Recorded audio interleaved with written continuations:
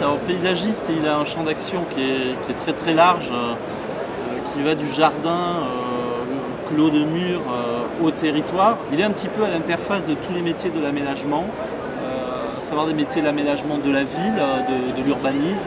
Il travaille avec l'architecte, les urbanistes, mais également des métiers qui aménagent le territoire.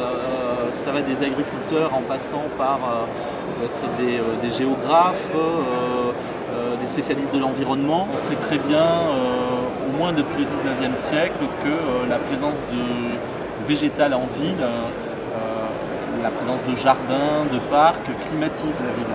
L'autre service connu aussi depuis longtemps, c'est l'assainissement de l'air.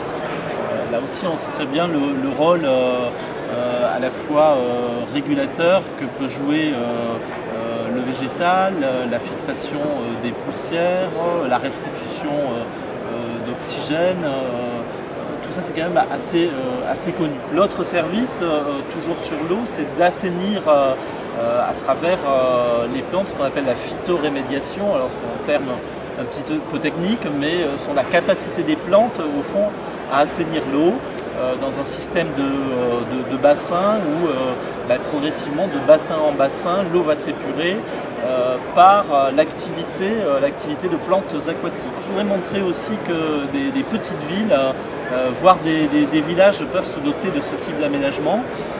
Par exemple, la petite ville de Fauville en Normandie, Fauville-en-Caux, qui, elle, s'est dotée d'une station des eaux et une station d'épuration exemplaire avec tout un parcours d'assainissement qui est également un parcours de promenade.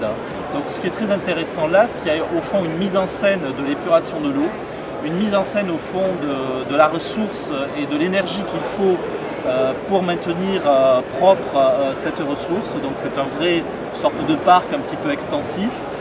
Et en même temps, c'est un ouvrage technique qui remplit sa fonction d'épuration des eaux usées.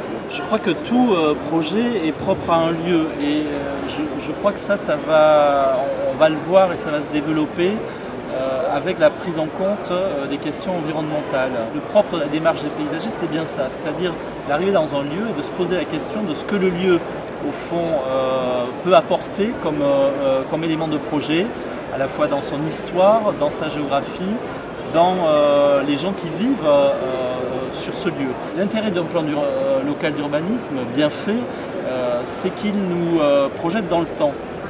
Voilà, il y a une véritable vision de l'aménagement dans le temps. Si on n'intègre pas le temps, on fera toujours des petits projets, on fera du saupoudrage, qui est un vrai problème à la fois sur un plan financier, mais qui est un vrai problème aussi parce que le saupoudrage entraîne des projets qui ne sont pas forcément cohérents dans un ensemble plus large et plus pérenne également.